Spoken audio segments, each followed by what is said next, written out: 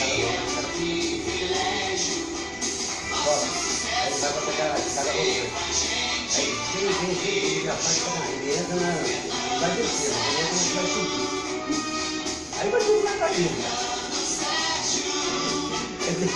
O outro ele desce. Alô, gente querida, bom dia Rio de Janeiro.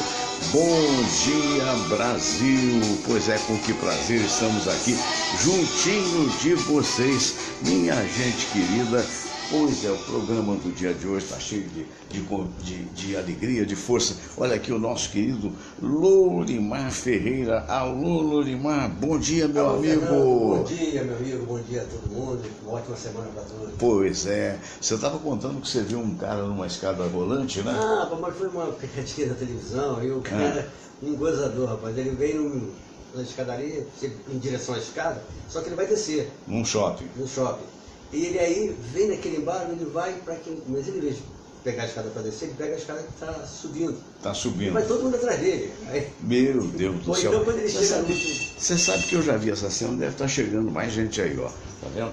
Eu vi essa cena outro dia, mas vi num shopping mesmo, no Boulevard. E uma senhora distraída, ela entrou e coitada, levou um tombo, né? Mas aí as pessoas foram, socorreram. Vamos dizer aqui dos nossos livros, o Leonardo Boff, Saber Cuidar, a recomendação, A Cabana de William B. Young, né? Que é também um livro sucesso, A Educação de Jovens e Adultos, livro da Jaqueline Luzia da Silva e do Pedro Carlos Pereira, e Vida e Sucesso, que é um livro de minha autoria. Lembrando o concurso do Caçador, você pode almoçar com mais 2 pessoas no Caçador, não é? Basta você participar do sorteiofs@gmail.com, sorteiofs@gmail.com, o sorteio dar-se-á amanhã, terça-feira. Gente querida, nós estamos chegando aqui para o nosso escritóriozinho no início aqui do nosso programa do dia de hoje, agradecendo a você o carinho da audiência. Hoje nós vamos ter um tema bastante interessante a respeito do rádio, né? Eu até coloquei no meu Facebook, o rádio está acabando? Essa é a pergunta. Olha, o Oscar Berro, bom dia Fernando, Samir e companheiros e confrades, ótima semana. Valeu, Oscar, um abraço para você também. Nancília, um abraço para você. Ricardo Dacri, um abraço, e eu quero agradecer muito a vocês que estão sempre vendo o nosso programa. Alô, Sérgio Alves, um abração. Pois é, o programa do dia de hoje, né? Mais uma vez esta segunda-feira que antecede aí ao Carnaval. Lembrando que nós teremos o programa até quinta-feira, não é? E só voltaremos na outra quinta-feira, né? É época de Carnaval e obviamente o Carnaval, o pessoal quer saber de Carnaval e a gente também merece um descanso. Então a gente vai até quinta-feira e só voltaremos na outra quinta-feira. Sérgio Alves, um abraço. Rosemary Pela, um abraço para você também. Você que está vendo pela primeira vez, muito obrigado pela audiência, não é? E você que de repente neste momento já nos vê há muito mais tempo, tenha a certeza de que estaremos sempre à vontade, não é, aqui com o nosso programa. Está chegando ele, minha gente, vamos lá. Olha só o homem aí, gente, o nosso querido Leonel Quirino. Bom dia, Léo. Bom dia, tudo bem? Bom dia, Fernando Sérgio, bom dia. Que bom que você chegou, rapaz.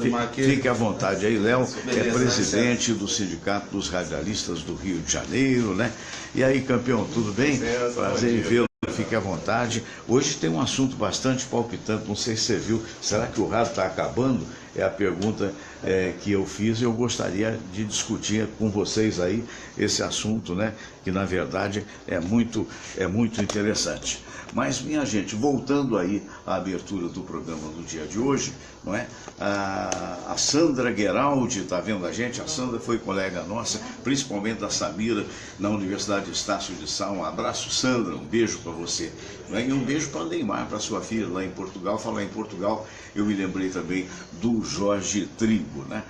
Minha gente querida, o programa começa e a gente gostaria mais uma vez de falar com você, que você, para participar, você pode mandar o seu e-mail, no caso do sorteio, para sorteiofs@gmail.com. Isso no caso do sorteio do Caçador, que é esse restaurante que fica na rua Pareto 42, e você pode ir almoçar e levar mais 2 convidados por nossa conta, tá bom? Um abraço para Manuel Bezerra, bom dia, amigo, abraço grande também.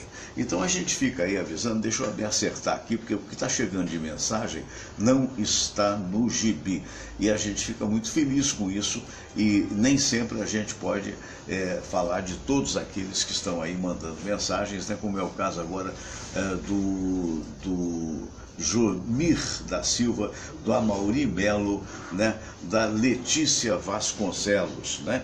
Minha gente, eu queria falar dos nossos queridos, digamos assim, parceiros do programa, né? Então vou começar falando da Espadas Katana. Espadas Katana é um trabalho muito bonito. Hoje é mais falado do que apresentando aquele filme que está habitualmente, você sabe qual é. E, na verdade, eu quero dizer que você pode adquirir essas espadas, que são autênticas espadas samurai, para qualquer parte do Brasil. Chega na tua casa e frete livre, por assim dizer, não é? Por isso, você, para adquirir essas espadas, que são forjadas no Oriente, forjadas em Hong Kong, não é? E vem com imposto, com nota fiscal, com tudo direitinho, basta você colocar espadascatana.com.br, espadascatana.com.br, katana com K, não é? Isso é um produto da Shotokan, e na verdade hoje a Shotokan é uma das maiores vendedoras de espadas, que são reais, porém decorativas. Agora, são espadas afiadas. Por serem espadas afiadas, efetivamente se deve ter cuidado com relação às crianças de um modo geral. Outro detalhe que eu gostaria de falar, porque há dias que a gente coloca os filmezinhos e há dias que, na verdade, a gente se apresenta para você dizendo as coisas que a gente recomenda, né? Recentemente eu renovei um seguro, não só o seguro residência, como também o seguro de vida com a Bradesco. Bradesco Seguros, né, é algo bastante interessante. Você digita Bradesco Online, e ao digitar Bradesco Online, você tem todo tipo de informação, quais são os seus próximos planos, para cada objetivo tem, na verdade, algo importante para você. Bradesco Seguros Online. Queria lembrar também que a Secretaria de Esportes de Niterói promove na Praia de Icaraí, naturalmente deve ser até quinta-feira, porque depois do carnaval há uma pausa natural, né? Mas ela promove o MMA Cross Fitness. MMA Cross Fitness é um trabalho muito legal, que na verdade você, sendo a pessoa, né, que vai fazer ginástica, você vai adquirir a forma física com o tipo de ginástica dos lutadores. Na verdade, você não vai lutar, mas você vai simplesmente adquirir forma física. Perfeito? MMA Cross Fitness é um trabalho que é gerido pelo professor Serginho, faixa preta, 4º Dan. E um abraço a todos os que estão sintonizados com a gente, não é? Lembrando o nosso Carlos Gomes, lá em Niterói, né? Alô, Carlinhos, um abraço grande para você, um abraço para Glória Brito, para Eliane Santos, bom dia, amigo, ótima semana para você também, querida, compartilhando, obrigado, Eliane, a Denise Guzmán Silva, né? São tantos os amigos que, na medida que o programa for avançando, a gente vai sim, efetivamente, falando. Minha gente, daqui a pouco, sem mais delongas, para aproveitar, porque o tema é muito instigante. Você sabe que hoje nós temos as rádios musicais e as rádios, poucas rádios, são as chamadas rádios faladas, ou seja, que convencionou se chamar em inglês de talk show, né? Nós temos aqui o presidente do Sindicato dos Radialistas, o Leonel Quirino, temos aqui o Lorimar Ferreira, editor de jornalismo de muitos anos, de várias emissoras de rádio. Eu mesmo já trabalhei com ele pelo menos em 2, na Manchete e na Tupi. Nós temos a Samira Valente, que foi editora nacional da Rádio Globo durante muitos anos. E a pergunta que não quer calar, né? Você acha que o rádio está acabando? Que é com tanta plataforma hoje, né? Você tem aí a web, as rádios web, né? Estão aí chegando, dividindo as coisas, mas não só rádio web, você tem também programas independentes, como é o caso do meu, e vai ser algo instigante. A Jandira Xavier, bom dia, meu amigo Fernando Sérgio, Jesus te deseja um ótimo programa, muito obrigado, e uma semana maravilhosa para você e para todos os seus amigos e convidados, e para todos os ouvintes. Abraço da amiga que te quer muito bem. Muito obrigado, Jandira. Jandira me acompanha no rádio há muitos e muitos anos, e agora vem acompanhando na web. Nós vamos agora, minha gente querida, ao momento de oração. Vamos todos rezar a prece de Cáritas e depois a oração ecumênica que um dia Jesus nos ensinou. Deus nosso Pai, que sois todo poder e bondade, dai a força àqueles que passam pela provação. Dai a luz àquele que procura a verdade. Põe no coração do homem a compaixão e a caridade. Deus, dai ao viajor a estrela guia, ao aflito a consolação, ao doente o repouso. Pai, dai ao culpado o arrependimento, ao espírito a verdade, à criança o guia, ao órfão o pai. Senhor, que vossa bondade se estenda sobre tudo que criastes. Piedade, Senhor, para aqueles que não vos conhecem. Esperança para aqueles que sofrem. Que a vossa bondade permita aos Espíritos Consoladores derramarem por toda parte a paz, a esperança e a fé. Deus, um raio, uma faísca do vosso amor pode iluminar a terra. Deixai-nos beber nas fontes dessa bondade fecunda e infinita, e todas as lágrimas secarão, todas as dores se acalmarão.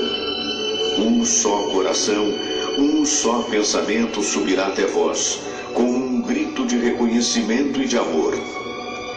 Como Moisés sobre a montanha, nós vos esperamos com os braços abertos, ó bondade, ó beleza, ó perfeição.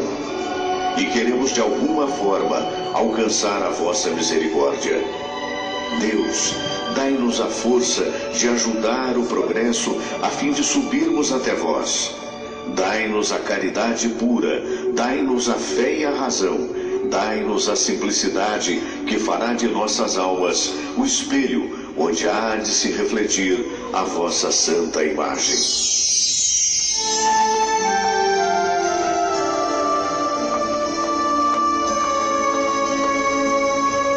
Pai nosso que estais nos céus, santificado seja o vosso nome. Venha a nós o vosso reino, seja feita a vossa vontade, assim na terra como no céu. O pão nosso de cada dia nos dai hoje. Perdoai, Senhor, as nossas ofensas, assim como nós perdoamos aqueles que nos ofenderam. E não nos deixeis cair em tentação, mas livrai-nos de todo mal, porque teu é o poder e tua é a glória, por todo sempre. Amém. Pois é, eu quero agradecer a todos vocês que estão sintonizados. Um abraço para o Alexandre Cardoso, que foi prefeito de Caxias, né, que me passou uma informação triste, dizendo que o Carlos Alberto Oliveira, professor, aquele de 74 anos, que foi deputado federal, infelizmente veio a falecer. Mas faz parte da vida, nossos sentimentos à família. Carlos Augusto, Adriano César, Vera Lixa, Vivilina Bernardo, Eliane Bastos, Rogério Brasil, Ana Carolina, olha, Marcelo Luiz, Jandira Xavier, Ricardo Schillenberger. Um abraço a todos vocês, a Denise Guzmán e a Eliane também. E a turma aqui está pedindo e vai ouvir nesse momento, né, todo o nosso carinho, todo o nosso abraço a você que está em sintonia com a gente. É o dia em que esse programa vai falar de rádio especificamente, então eu vou devagarinho, né? Você vai vendo aí a turma que está aí, olha aí, ele aí, meu Deus do céu. Esse aí é o nosso pequenino, né? O nosso Todd, por que não o Rumaltini? Mas de qualquer maneira, um abraço grande. Alô, Leonel Quirino, mais uma vez, seja bem-vindo, né? Obrigado. Você é candidato de novo à presidência do Sindicato dos Radialistas? Estamos aí na campanha para a reeleição. Para a reeleição? Isso, a gente entende que a gente fez uma boa gestão aí, foi um convite aí, eu acho que os camaradas lá da atual direção insistiram para a gente continuar mais um mandato. Mas são quantos anos o mandato mesmo? 3 anos. 3 anos, né? E essa eleição vai acontecer quando? A partir do dia 19 de março. Dia 19 de março. Daqui a 40 dias. Mais uma vez, como sempre acontece, as emissoras de rádio vão receber as urnas, não é isso? Sim. Como é que é o processo? São ao todo 15 urnas, né? 15 urnas. Isso, elas percorrem todo o estado do Rio de Janeiro, né? Todo lugar onde tem rádio e televisão. Detalhe que o nosso sindicato ele não representa somente quem trabalha em rádio e televisão aberta. Representa também quem trabalha em... Desculpe. Representa também quem trabalha em TV por assinatura, no caso aí as TVs de acesso condicionado, tipo Sky, NET, NGT, isso, exatamente. Só a cabo. Essas as empresas de TV a cabo, TVA, todas essas, e aí são 15 urnas durante uma semana percorrendo todo o estado para coletar, né, o maior número de votos, né, dos associados. Lembrando que só vota quem associado. É sócio do sindicato, exatamente. Muito bem, eu quero aqui dar o meu testemunho, né? O Quirino foi uma pessoa bastante atuante no movimento que aconteceu aí na Rádio Tupi, sempre muito presente, sempre mostrando muita lucidez e competência. Então, é justamente por isso que a gente acha, no meu entendimento, que ele deva continuar nesse trabalho, né? Porque se faz muito importante para todos nós que a representação seja forte. Lorimar Ferreira, meu querido amigo, vamos dar o pontapé inicial num tema que é bastante instigante, né? Bom dia, já nos falamos, né? Né? Samira Valente, bom dia, muito obrigado por mais uma vez estar aqui conosco. Começar pelas damas, né? Ô Samira, nós trabalhamos juntos na Globo durante muitos anos mesmo, né? Quando eu cheguei lá nos idos de 1976, por aí, você já estava lá, você, Maurício Menezes, a turma toda, né? Você é jornalista, e daí talvez você possa dizer, nós vivemos uma época do rádio, uma época muito rica do rádio, né? Onde você tinha a Globo, você tinha a Nacional e você tinha também a própria Tupi e algumas outras emissoras correndo por fora. Nós tínhamos a Manchete da Block, que mais tarde eu iria para a Manchete, onde eu conheceria o Lorimar, mas já sabia da existência dele na época da TV Tupi. A Tamoio, que se fazia muito forte, da TV Verdes Mares. A Tamoio não tocava só música, não. Ela tinha o Ayrton Perlingeiro, tinha o Jorge Perlingeiro, tinha a Nena Martins, tinha comunicadores os mais diversos. Quer dizer, então havia pelo menos 5 emissoras de rádio na chamada linha do talk show, né? Na linha do jornal falado. E de repente está encolhendo, né? Você tem hoje uma grande emissora que a gente é obrigado a reconhecer, que é o caso da Rádio Tupi. A Rádio Globo deu um tombo em si mesma, com um tipo de programação que lamentavelmente levou ela para o 7º lugar, né? Mesmo que ela não tenha pretensões, que eu acho difícil de subir na escala, mas para quem já estava em 2º lugar, cair para 7º lugar é um negócio no mínimo desagradável, né? Porque a gente sabe que quando você está em 1º lugar, o anunciante vem e paga um preço alto. Quando você vai para o 2º, ele paga menos. Quando você chega para o 7º, ele paga quase que 7 vezes menos. E daí é inevitável a pergunta, o rádio está terminando? Ou está acabando? Eu não acredito que o rádio esteja terminando. Eu acho que o rádio ele está se adaptando aos novos tempos. Hoje é muito diferente do que antigamente, né? Claro que havia, na nossa época, já havia concorrência, por exemplo, da televisão, mas a grande função do rádio, todo mundo sabe que é o imediatismo. E hoje o que acontece? Com você podendo, você é um exemplo disso, você podendo fazer um programa via web, no celular, você acessa o programa no celular, você leva para qualquer lugar. Então eu acho que não está acabando. E a reportagem também vai em qualquer lugar. Exatamente. Quer dizer, hoje se souber aproveitar, o repórter tem muito mais facilidade do que tinha 20 anos atrás. Claro. Que dependia de linha telefônica. Agora, é claro que são novos tempos. Os novos tempos implicaram o quê? Uma série de profissões que acabaram. Mas eu não acho que seja o caso do rádio. O rádio tem que se adaptar e, de fato, ele está se adaptando. Esse processo tem que ser, talvez, um pouco mais acelerado, um pouco lento. Mas ele tem que acompanhar os novos tempos, não tem jeito. Não acredito no término do rádio. Agora, o Lunimar, eu também não acredito que vá terminar, não. Agora, que ele está diminuindo a nível de audiência, que está sendo pulverizado do ponto de vista de que cada vez mais emissoras aparecem, e algumas não necessariamente com o espírito do radialismo, né? São as chamadas emissoras religiosas, cujo objetivo representa outro, né? O objetivo, na verdade, é botar mais público dentro das religiões. Como é que você vê isso? Fernando, ficou aqueles segmentos, né? Segmentos religiosos. Então, eu acho que está faltando um pouco de criatividade também. Sabe, eu acho que as pessoas estão muito preocupadas com a tecnologia, com a informática, com não sei o quê, mas aquele rádio, coração, aquela coisa vibrante, eu não estou sentindo isso. Eu vejo até, não só na área do radialismo, como do jornalismo, aquele negócio de copiar, colar, o pessoal não se preocupa nem em reescrever o texto. Então você ouve o noticiário numa rádio, parece que você já ouviu, porque o texto é o mesmo, eles não mudam nada. É igual o corrupto, só muda o nome do corrupto. Né? Ou então do traficante. Corrupto de plantão. Ou então do traficante, é um negócio impressionante. Agora, essa magia do rádio, eu acho que não acaba não. Apesar de que é uma dúvida que eu tenho. Eu vejo muito canal de televisão, de rádio, concedido a troco de vantagem eleitoral. Vantagem eleitoral. Então eu não sei se tem mercado para tudo isso. Realmente eu não sei. Agora, você falou aqui do meu amigo Leonel, e eu quero dar o meu testemunho. É uma pessoa que eu confio muito. Não estou aqui para fazer média, para agradar, nem nada. Tanto que eu conheci, meu primeiro contato com o Leonel foi via internet. Uma dúvida que eu tinha, um problema que eu estava querendo resolver com uma pessoa que era amiga minha, e ele me mandou a resposta, assim, do nada veio a resposta. Eu não pensava, sinceramente, que geralmente tem aquela coisa de burocracia, que fica na gaveta. Ele não. Ele chegou lá, mandou que eu orientasse a pessoa e ele resolveu o problema.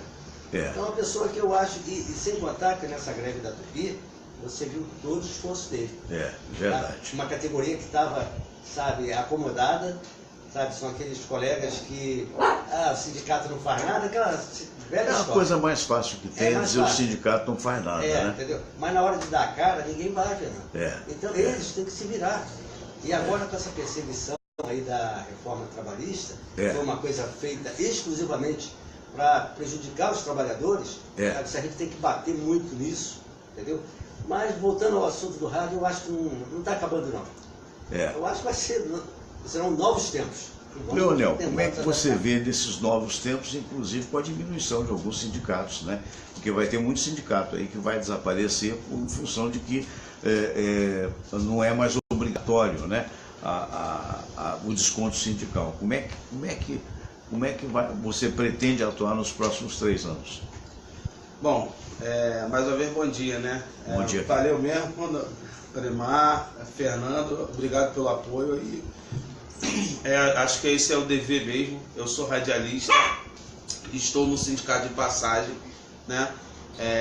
A gente costuma dizer que o sindicato vai ficar e a gente vai passar, né? Então eu não sou sindicalista, eu sou radialista. Então eu estou no nosso sindicato de passagem tentando dar o meu melhor para melhorar a categoria. E aí vem um assunto aí que é de extrema relevância, que é a pergunta que você fez, Fernando, se o rádio vai acabar.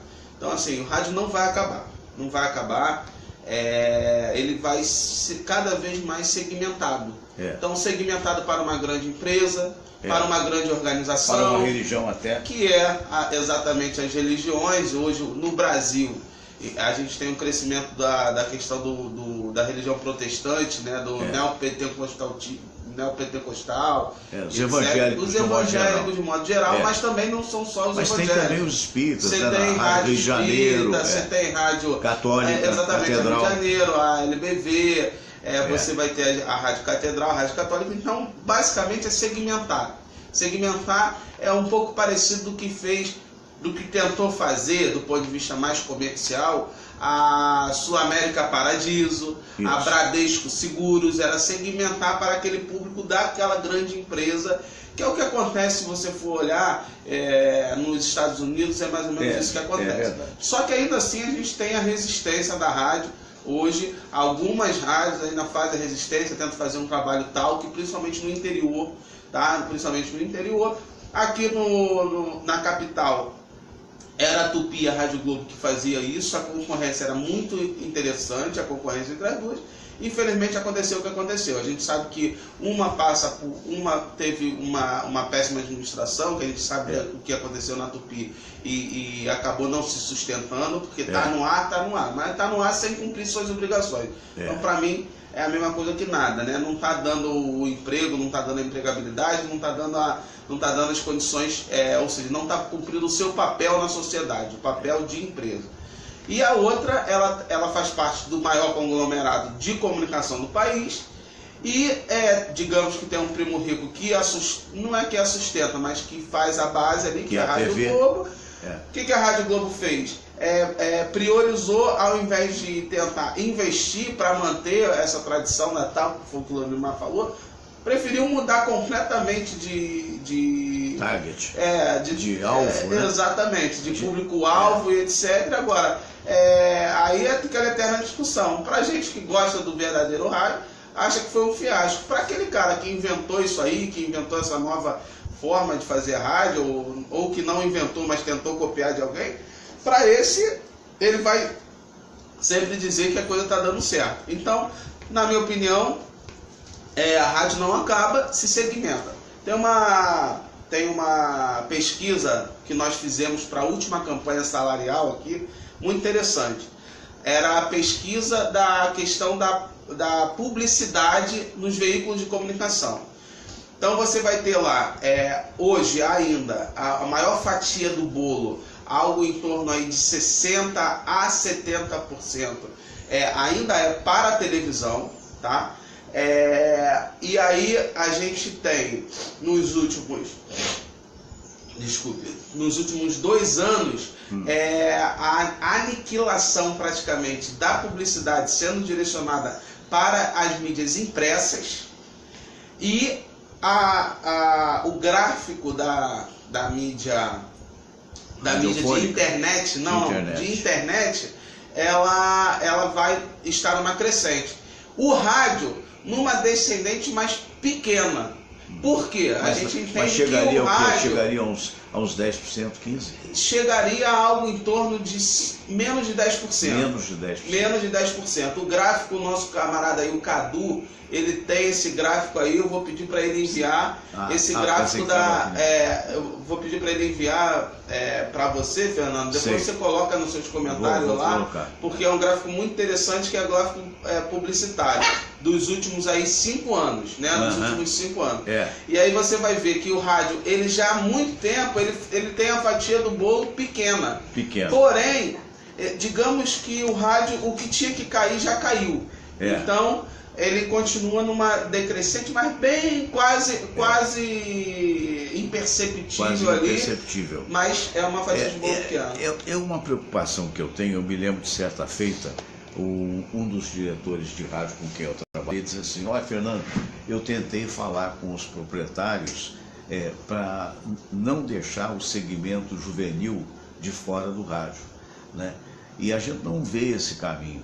Eu costumo dizer o seguinte: quando eu me apaixonei pelo rádio, eu na época morava em Juiz de Fora, Minas Gerais, e eu tinha uns 7 ou 8 anos de idade, e eu ouvia na Rádio Nacional as histórias de tio Janjão. Depois fiquei um pouquinho mais adulto, continuei a ouvir Jerônimo, o Herói do Sertão. Então você não vê hoje no rádio uma atratividade para a juventude. O jovem, ele está migrando já migrou há muito tempo, diga-se de passagem, pelo videogame. Isso é preocupante, sabe? Eu acho que é preocupante, mas nessa questão cai no que o Lorimar falou, está faltando a rádio criatividade. Então, naquela época, você mesmo citou os exemplos de tio Janjão, do Jerônimo, o Herói do Sertão. Então, eu acho que falta criatividade as pessoas do rádio. Primeiro que o rádio, muitas vezes a gente sabe que o rádio está entregue em algumas emissoras a pessoas que não são do rádio. Não, então, quase todos os donos são apaniguados políticos. O programa já começa daí. E com criatividade você conseguiria atrair um novo público, como esse que você está falando, o público juvenil. Cai na criatividade. Pois é. O Lorimar, até que ponto? Porque o Leonel falou um negócio muito interessante, que realmente o rádio está sendo segmentado, essa é que é a verdade. As grandes audiências tendem a ser diminuídas, e é um fato que a gente constata, né? Antigamente, a época do Haroldão, por exemplo, do Harold de Andrade, pai do Haroldinho, era muito fácil chegar a 400 mil ouvintes por minuto, 500 mil ouvintes por minuto. Hoje, você desce pela metade quase, né? Isso no caso de uma rádio em primeiro lugar, né? Então, essa diluição te preocupa, não?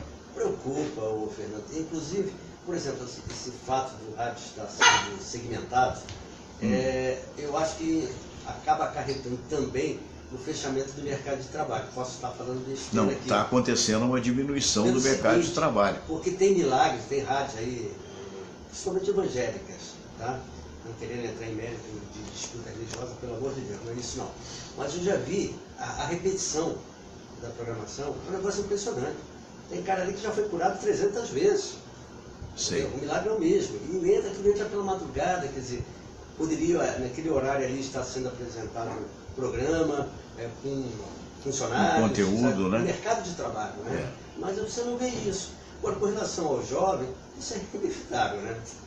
Isso é inevitável. Agora é o lance da criatividade. Temos que se chegar, vai precisar se chegar até o jovem, conquistar o jovem, entendeu? Não pela tecnologia, né? E outro fator também, a imagem. Antigamente você ouvia uma voz no rádio, você ficava imaginando como era aquela pessoa. Hoje acabou isso. Hoje acabou, porque hoje todas as rádios, mais ou menos, estão usando imagem. Exatamente. Né? Estão usando. Como é que você vê o futuro, Quirino? Você que é um cara imerso aí no universo do rádio, é apaixonado pelo rádio, como é que você vê esse futuro? Rapaz, dos nossos diretores de rádio. Dos nossos diretores de rádio, eu tenho uma grande preocupação, que é a falta de democratização na comunicação, principalmente aqui no nosso país, né? A gente tem a lei das concessões públicas, né? Das concessões de radiodifusão, de rádio e TV. Ela é uma lei que é descumprida. Ela é uma lei de 1954, que é uma das leis mais cumpridas do nosso país. Por quê? Mais descumpridas. Descumpridas. Então, o que acontece? Por quê? Porque lá na lei das concessões, quando surgiu a televisão, surgiu a questão da regulamentação desses veículos públicos e tal, ou seja, o Ministério da Comunicação, ele regulamenta a situação e vai dando concessões baseado no que o empresário, a entidade que quer gerar aquele DAI vai oferecer. A lei previa o seguinte: a lei previa um mínimo de esporte no dia, um mínimo de notícia, um mínimo de notícia factual, um mínimo de notícia educacional, um mínimo de programas educacionais de maneira geral. E hoje em dia, digamos assim, se acha uma brecha para fingir que está cumprindo aquela lei da concessão. E aí o que a gente tem? A gente tem, de novo, a gente vem aquele ponto, que a gente tem um monopólio ou um oligopólio de meia dúzia de empresas que dominam e aí populariza, digamos assim, fica meio que... No caso do rádio, segmenta, né? No caso, assim, vai o público daquela igreja naquela rádio, o público da outra igreja na outra rádio, o público... E aí a gente acaba não tendo a tal da concorrência. Quando a gente fala em democratização na comunicação, o que a gente quer dizer? A gente quer que, por ser uma concessão pública, que tenha espaço para todo mundo, para todo tipo de cultura. Perfeito? Sim. Então a gente quer escutar programa religioso, mas a gente quer também ter o direito de poder escutar uma rádio talk, de dialogar com o locutor.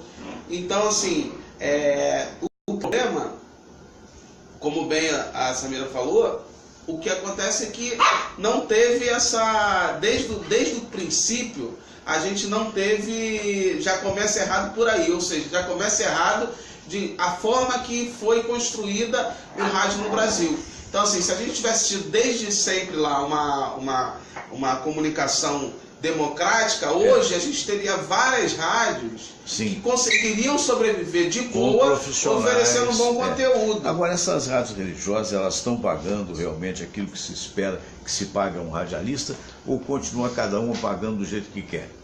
As rádios religiosas, cara, em sua maioria, o que acontece é que ela acaba pagando piso salarial, ela vê lá qual é o mínimo que eu tenho que pagar, mínimo do mínimo, paga, mas aí paga em dia. Isso a grande maioria, não são todas, mas a grande maioria até paga em dia. Por quê? Porque na verdade tem aquele respaldo da igreja por trás, né? Certo. Aquele respaldo da igreja por trás, e aí eles cumprem. Só que a empregabilidade dessas rádios é muito pequena.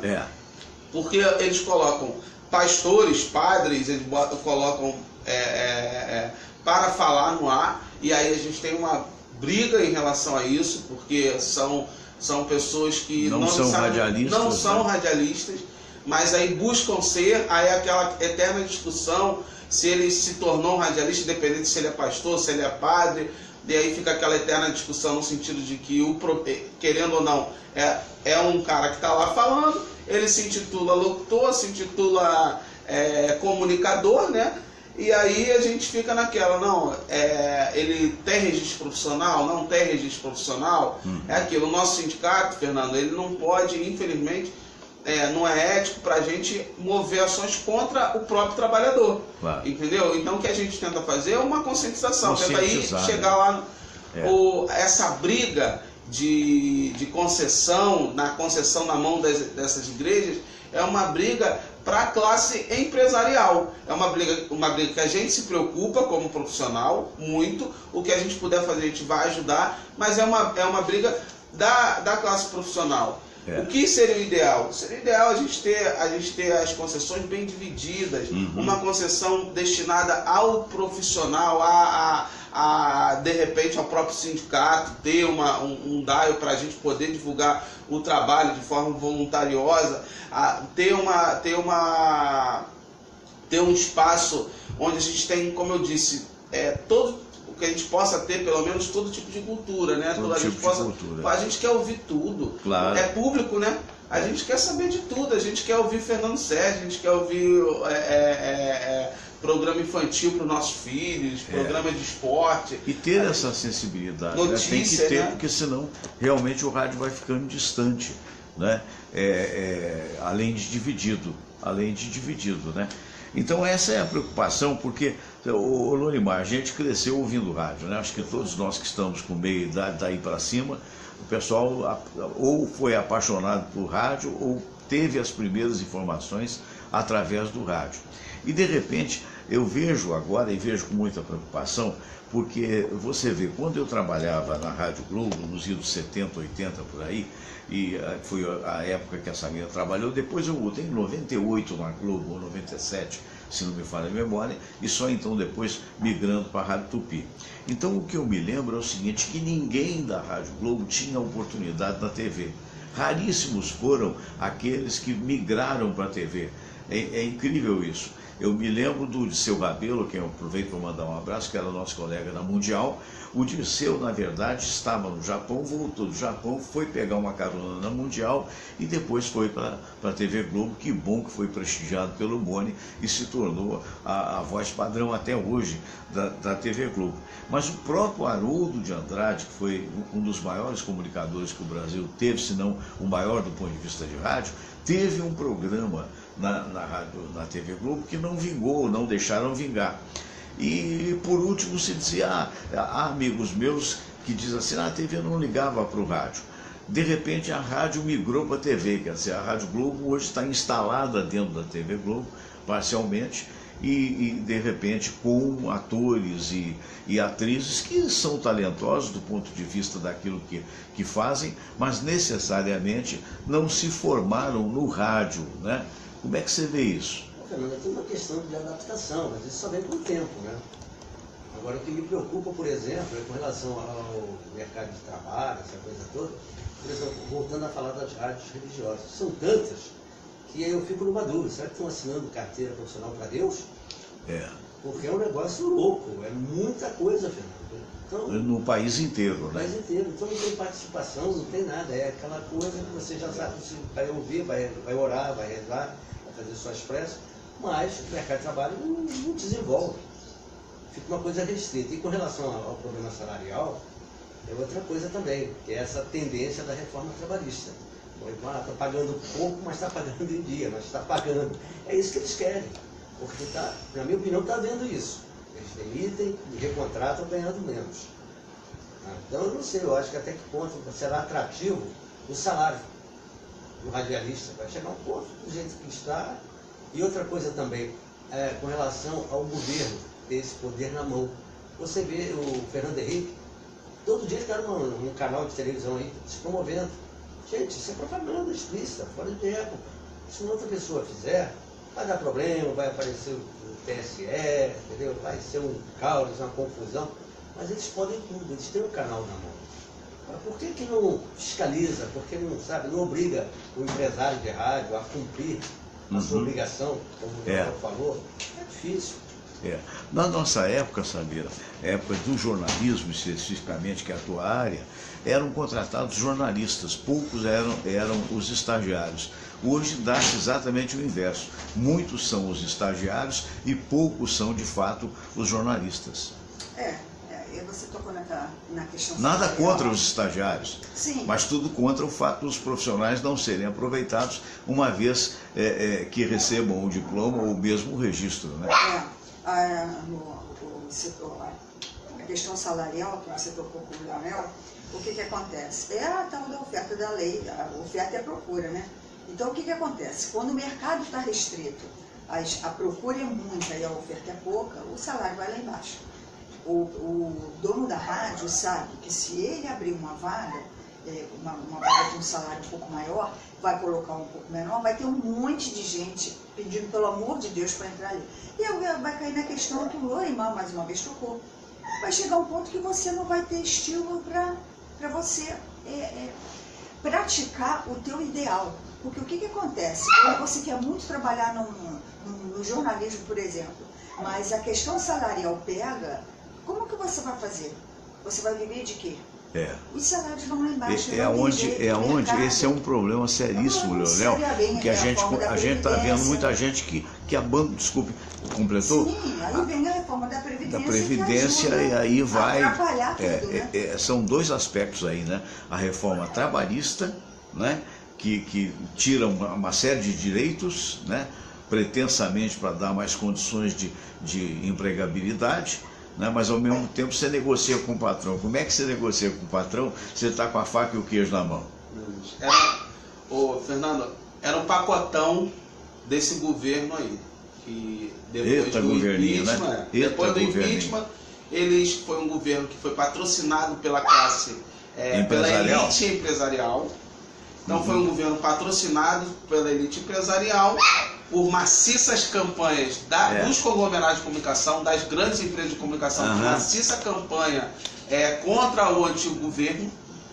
E aí eles, depois que tomaram posse, eles precisavam pagar o preço. E qual é o preço? O preço é fazer o que a classe empresarial entende como melhor para eles. Ou seja, defender os interesses entre aspas. Exatamente. Aí o pacotão era reforma trabalhista, terceirização e a reforma da Previdência. Terceirização foi a primeira que eles conseguiram, rápido eles conseguiram legalizar a terceirização. E logo depois, apesar de ter tido muita resistência, eles conseguiram aprovar a reforma trabalhista. Esse mês passado, no final agora, dia 30 de janeiro, saiu o resultado do IBGE em relação às questões econômicas e salariais da população brasileira. A população brasileira no último ano, 2017, passou o salário, a média salarial dos trabalhadores brasileiros diminuiu na ordem de quase 15%. De imediato. De imediato. Ou seja, a terceirização e o desemprego aumentou. O desemprego que estava em 12,8%, ele passou a 13,5%. E pela primeira vez na história, desde a regulamentação de carteira assinada da CTPS, pela primeira vez na história, o número de trabalhadores sem carteira assinada supera o número de trabalhadores com carteira assinada. Ou seja, eles trouxeram esse discurso de empregabilidade, vamos retirar direitos, porque retirando direitos a gente vai conseguir empregar mais. Vamos terceirizar, porque terceirizar a gente pagando um salário menor, o cara vai trabalhar mais e a gente vai empregar mais, vai melhorar a produção no país. O que aconteceu? Quem está pobre ficou mais pobre e eles mesmos, eles estão agora tendo que assumir que deram um tiro no próprio pé. Por quê? Entenda a lógica da situação. As empresas, por exemplo, aqui no ramo de comunicação, demitiram muito. Só de radialista nos últimos 5 anos a gente contabiliza aí mais de 6.000 demissões aqui no Rio de Janeiro. Elas demitiram. Nos últimos 5 anos. Exatamente. Na convenção coletiva, na negociação salarial, tentaram retirar vários direitos nossos. Em âmbito nacional, junto com o governo federal, fizeram campanhas maciças na televisão e no rádio, ou seja, comprando discurso da empregabilidade às empresas de comunicação, tanto de rádio como de TV, tentaram manipular o senso comum para que todos fossem favoráveis a essas reformas, ou seja, retirar também direitos dos trabalhadores em nível nacional. O que está acontecendo na prática? Elas estão demitindo, mas todos os setores da indústria, comércio, todos estão demitindo também. E aí o que está acontecendo? Os lucros dessas empresas também estão diminuindo. E aí, entenda, eles estão tirando da base para tentar sobreviver. Só que eles estão esquecendo que quem sustenta o topo da pirâmide é a base. É a base.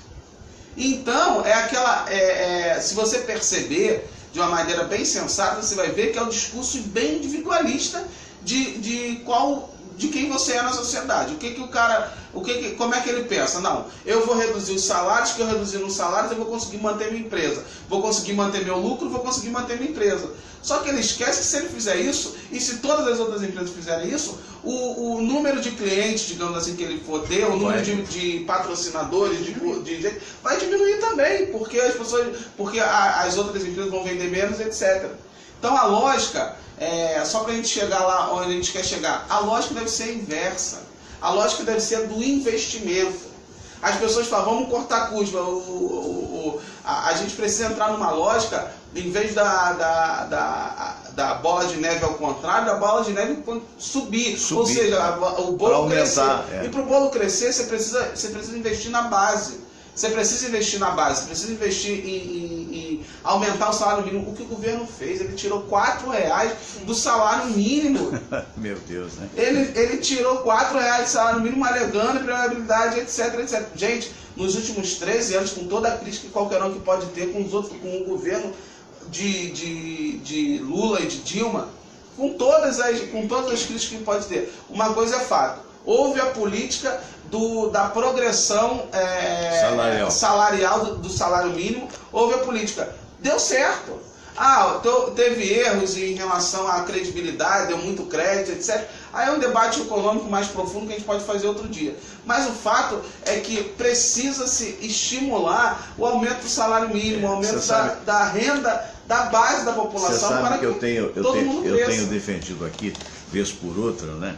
As pessoas às vezes mostram o índice educacional, por assim dizer, que tem um militar, digamos assim.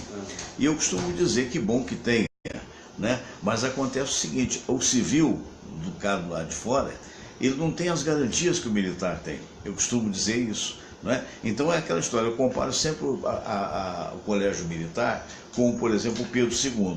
Quando você entra no colégio militar, não sei se hoje ainda é assim, mas eu sei que há muito tempo atrás, o simples fato de você entrar, você já tinha garantia a partir daí a sua aposentadoria.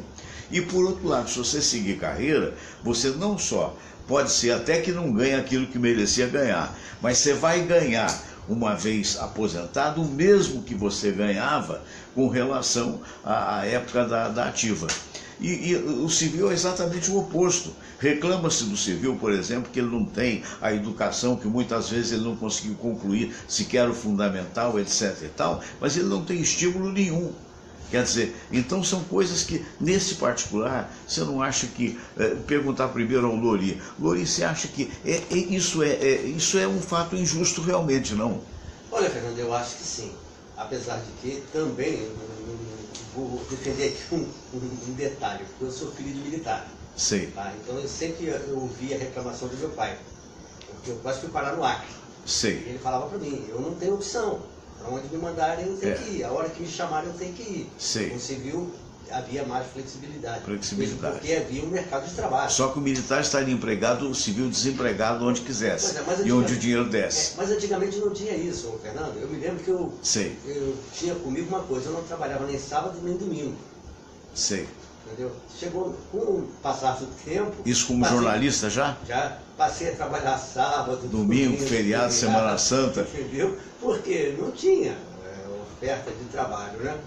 Agora, com relação a essa situação, eu vejo duas coisas. Primeiro, o governo sempre fala em cortar custos, como o Leonel falou, salário e criação de impostos. Né? O negócio é sempre por aí. Estoura sempre em cima do trabalhador e do aposentado. Isso aqui é o problema. Ô, Leonel, eu não sei se eu me expliquei direito, o que eu quis dizer é o seguinte, que lamentavelmente para o resto da população, porque a população não tem arma na mão, ela não tem as condições que militares e políticos têm. Olha, eu costumo dizer o seguinte, as classes medianas no Brasil, ou seja, desde aquele cara que ganha 2 salários mínimos até aquele cara que ganha 15 salários mínimos, são as classes medianas, estão ao desamparo. A gente precisa parar de se preocupar com a questão dos... somos uma sociedade de privilegiados, querendo ou não. Ninguém pediu, a gente não está culpando ninguém, mas o fato é que uns têm mais privilégios e outros menos. A nossa sociedade ela é desigual.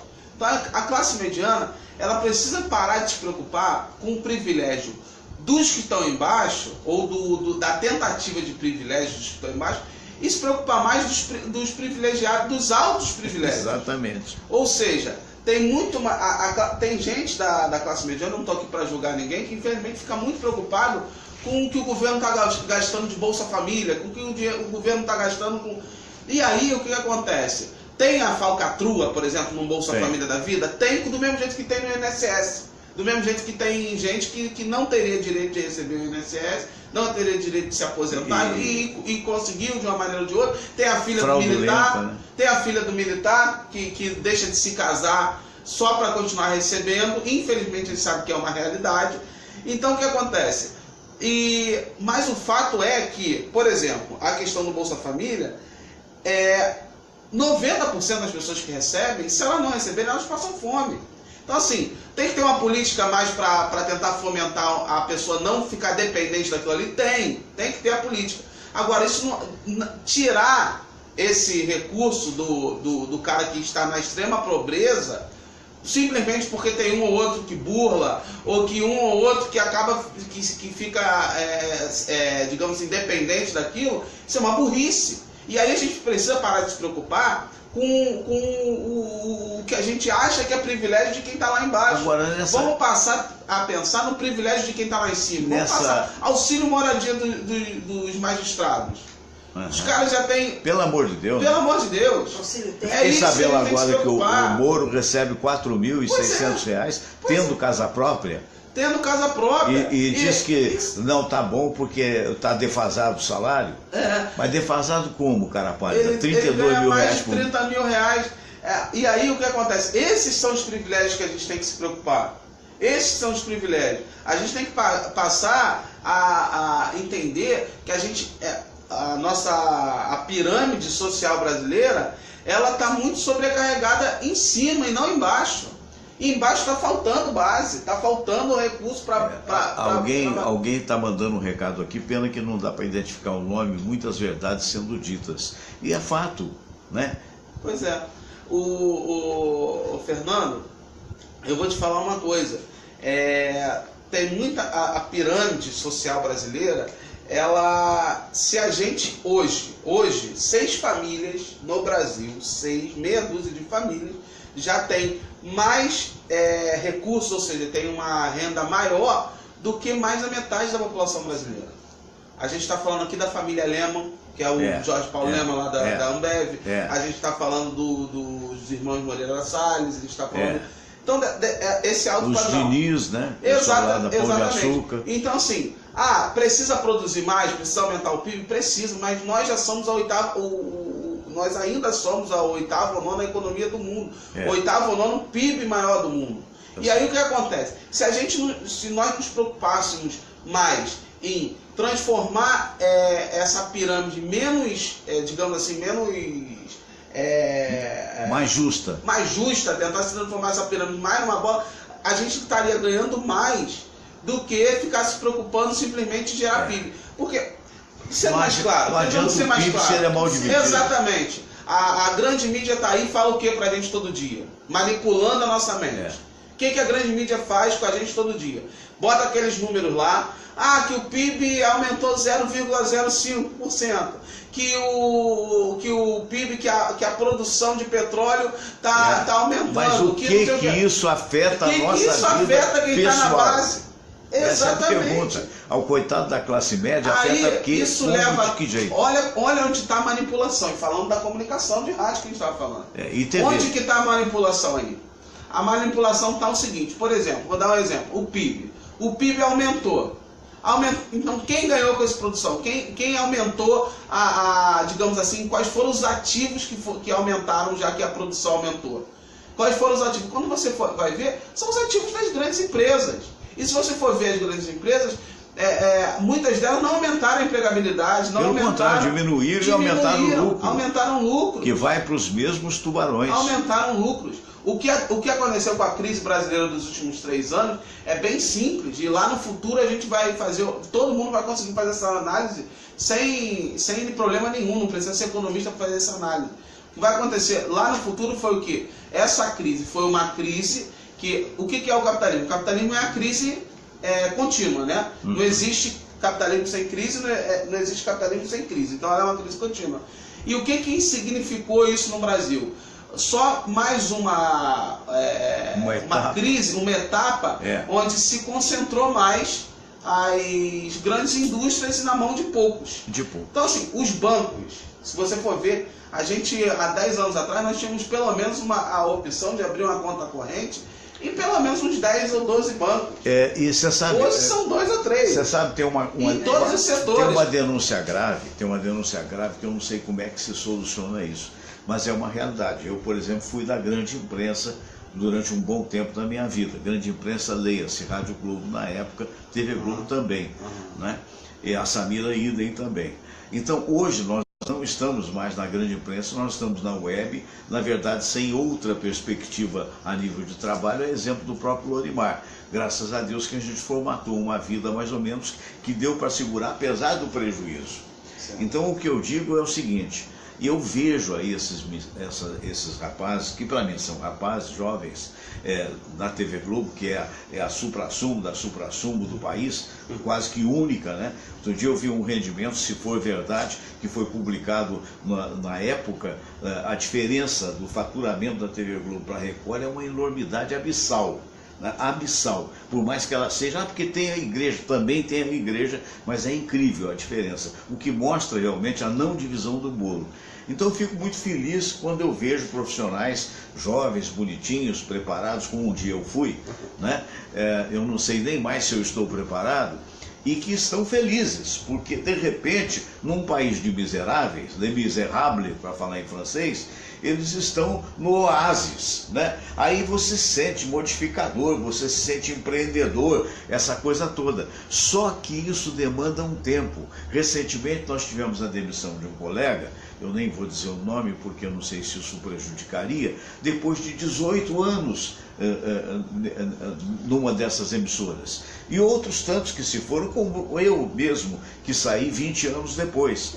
Então, o lamentável é o seguinte, é um país tão injusto que não se valoriza o profissional à medida da sua experiência. Pelo contrário, usa-se o jovem, porque o jovem primeiro é barato, até o jovem conseguir um salário razoável, ele é barato, e depois, quando chega lá na idade que seria a maturidade, que o sujeito está super feliz, super satisfeito, que ele diz, puxa vida, eu não sou igual àquele, né? Eu sou um privilegiado, eu consegui estar, né? Eu nem dependo de sindicato, muitos pensam assim.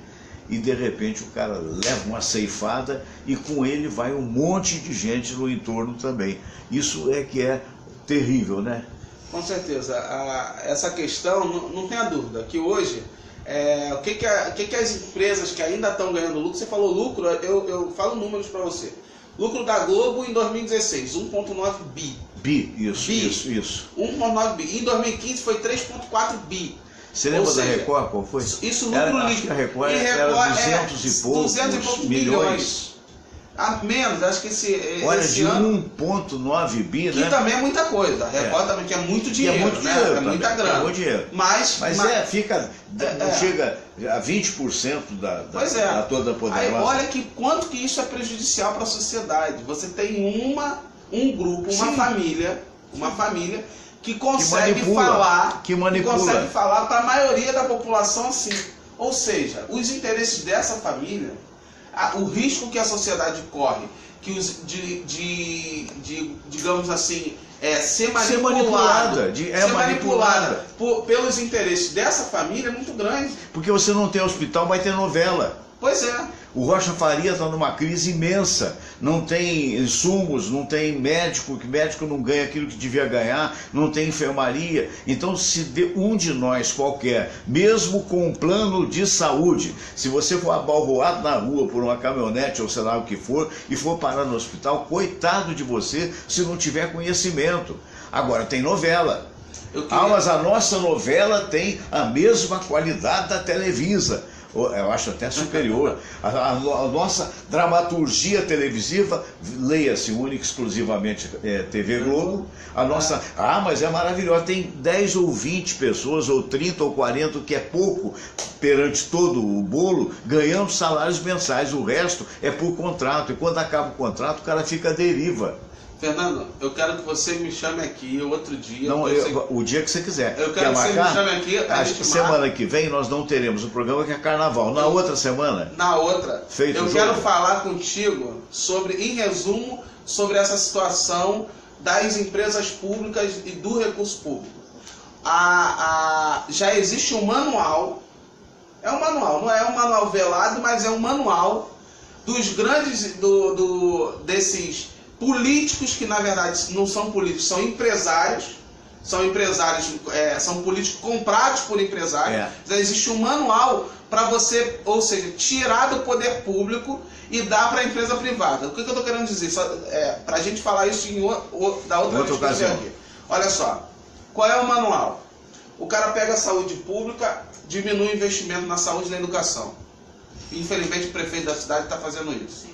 Tá tirando as UPAs, então você enfraquece um exemplo, você enfraquece a saúde pública, você pega a ajuda da mídia comercial para conseguir manipular a população, para dizer que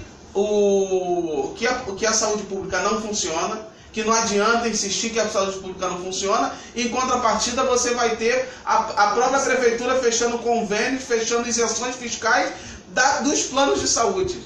Entendeu a lógica perversa? A lógica perversa, bicho. Então, assim, o governante, quem é que coloca o governante lá? O plano de saúde. Você pode ver aí Eduardo Cunha, quem financiou a campanha dele, Bradesco Seguros e Sul América. Nada contra, são empresas respeitadas.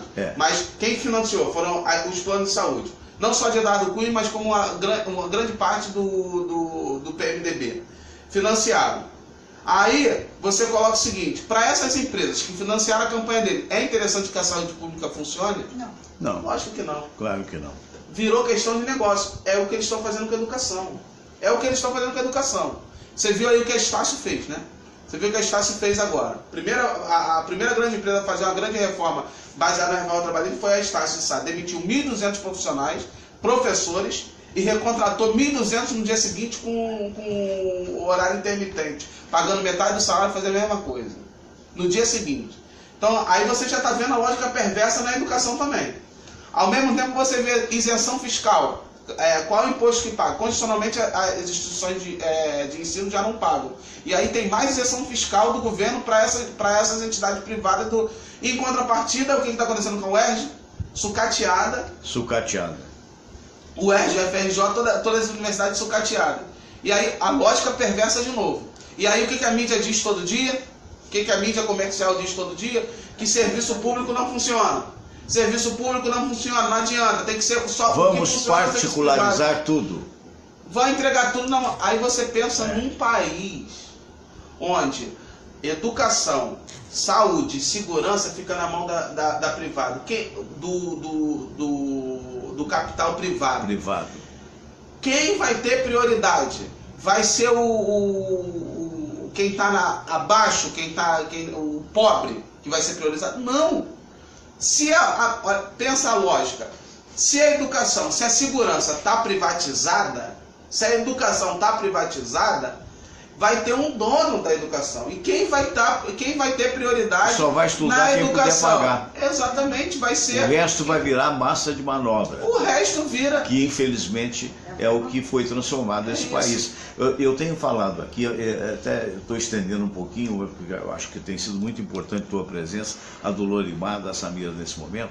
É um negócio que às vezes eu quero, quando eu falo aqui, o pessoal da prefeitura fica meio tremido, sabe? Mas na verdade é isso mesmo. Se você for aqui na Tijuca, você vai na Praça Sans Penha, que é linda, daqui a pouco vai ter, quer dizer, linda não, podia ser um pouco melhor, podia estar com o chafariz ligado, mas não está com o chafariz, não está, na verdade não tem nem água naquele lago que deveria ter lago, por força da falência da má administração do poder público, essa é que é a verdade. Mas aquele rio que passa ali atrás da Praça Sans Penha é cocô puro. A Avenida Maracanã, o Rio Maracanã, é cocô puro. Eu contei aqui uma história que outro dia eu estava caminhando, as minhas caminhadas que eu faço pela Tijuca, sempre que posso, né? Aliás, quase todo dia, e de repente eu vi uma cena inusitada, era uma garça apoiada, uma das perninhas dela estava apoiada num pedregulho ali na Avenida Maracanã, e a outra estava num cocô. E a garça linda, maravilhosa. Quer dizer, nem como é que se chama mesmo? Saúde pública, não é saúde pública, saneamento básico nós temos. Se você, a sorte quando você vai de ônibus pela Presidente Vargas, que o ônibus é alto, é que botaram uns canteiros ao lado do mangue e você não vê. Aquilo, gente, é BOSTA pura. É um negócio doido. E outra coisa a mais, isso é uma falência dos políticos, é uma falência dos administradores de todos os níveis, e passando pelos mais diversos governos, porque é um negócio absurdo. Se você, não sei se você já teve a oportunidade, outro dia eu fui no Nova América, fui até almoçar com o Luizinho Campos, que era o aniversário dele e tal, e subi aquele viaduto do Maracanã, da estação Maracanã. Quando você olha para a direita, tem um fosso de mais ou menos uns 30 metros de fundura, eu não sei nem quantos metros no entorno redondo, que era para captar a água do Rio Joana, para jogar para não sei aonde e tal. Então eles fecharam 3, ou seja, fizeram o da Praça Banhagem, fizeram o fosso da Praça Niterói e da Praça da Bandeira, mas esse o dinheiro não deu. Então parou. Aquilo parou e aquilo que é também BOSTA pura. Eita. Entende? Ou sei lá, bactérias as mais diversas, com as coisas, com aquelas escoras de ferro praticamente corroídas pelo tempo, completamente parado. Ninguém botou a mão naquilo mais. Aí aquela fedentina também vem para cima do tal do viaduto. Quer dizer, e para fechar, agradecendo a presença de vocês, para mostrar a realidade do Rio de Janeiro, você sabe, a linha 4 do metrô. A linha 4 do metrô estava previsto fazer a estação da Gávea. Então fizeram, o Tatuzão foi lá, fez o buraco da estação da Gávea, 50 metros de fundura. E há 2 anos acabou o dinheiro. Gastaram R$1 bilhão do seu bolso naquela estação da Gávea. R$1 bilhão. Aí alguém chegou, um arquiteto da vida, um engenheiro da vida, disse assim: meu Deus, isso aí pode sobrar. Isso aí, até o meu cachorrinho está protestando. Isso aí pode desmoronar. Então o que nós vamos fazer? Encher de água. Encheram de água agora, a questão de 2 semanas, a estação da Gávea. E mais, a justiça proibiu continuidade para não gastar o dinheiro público. Querido, acontece o seguinte, já gastaram R$1 bilhão, gastaram R$1 bilhão para perceber que não pode gastar mais, num país de miseráveis. Eu quero... Bicho, tem político que enche a boca para dizer que é bom administrador. Não, porque eu sou mais preparado, porque eu sou administrador e eu sou um bom gestor. Aí tu vai ver a proposta do cara é privatizar tudo. É fácil, né? É fácil. Isso é ser bom administrador? É fácil. Ser bom administrador é você pegar, que é um abacaxi, você pegar a receita pública, a burocracia, é difícil sim, porque você não governa sozinho, você tem que ter apoio do Poder Legislativo, que seja da Prefeitura, que seja do Estado, de âmbito federal, é difícil. Aí, só que para mim, bom gestor é aquele que consegue pegar, consegue dar o jeito dele, consegue fazer funcionar a coisa pública. Apesar de tudo. Consegue fazer funcionar a coisa pública. Porque senão vira uma bola de neve. Tá aí as OS. Lembra das OS de Eduardo Paes, né? Que vergonha, né? Não, vamos resolver a coisa. Botou o dinheiro tudo na mão das OS. Aí você tinha a OS da prefeitura fazendo gestão de hospital público, onde o médico ganhava mais do que o servidor público. Ganhava mais e não ia trabalhar. Não, e dono de OS tinha aras. E dono de OS com aras. Ou seja, você pega o dinheiro público e dá na mão, literalmente, do capital privado. E o povo que se dane. E o povo que se dane. E o cara ainda dá uma de gestor. Não, que eu sou gestor. Eu sou um ótimo gestor, sou muito bem preparado. Não existe isso. Não existe o cara fazer uma campanha dizendo que ele é bom gestor. Leonel, encontro marcado daqui a 15 dias? Por mim, fechado. Fechado, ótimo, maravilha. Muito obrigado. Se você quiser dar uma mensagem final. Eu quero, na verdade, Fernando, te dar aqui eu trouxe a camisa da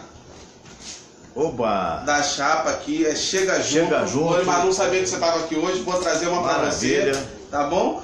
Essa daqui o nome vou vestir. O nome da nossa chapa né? Chega Junto, Mobilização e Participação. Então. Tá? Porque o que acontece? Eu acho que a gente não está precisando de super-herói. Então, assim, na nossa campanha lá no sindicato, a gente não está vendendo peixe nenhum, porque não existe super-herói, não existe ninguém que vai resolver todos os nossos problemas. O que a gente precisa é de unidade entre os trabalhadores de comunicação. E a nossa proposta da nossa chapa é exatamente essa. É mobilização e participação na categoria. Por isso que o nome da chapa é Chega Junto. Bacana. Então, tá aí. Tamo aí. Beleza? Muito obrigado. Eu que agradeço. Semana que vem não, na outra semana sim, segunda-feira. Sim, na outra semana bom? E depois... Nós temos a presença do Guto aqui, né? Cadu, perdão. Cadu é nosso assessor de imprensa do sindicato. É o Cadu, perdão.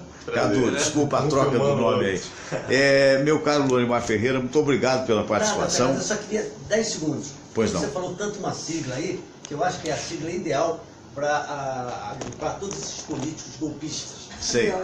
O BOSTA. É a sigla ideal para isso. BOSTA. Podia fundar um novo partido. Tem o Podemos, que podia ser com PH, né?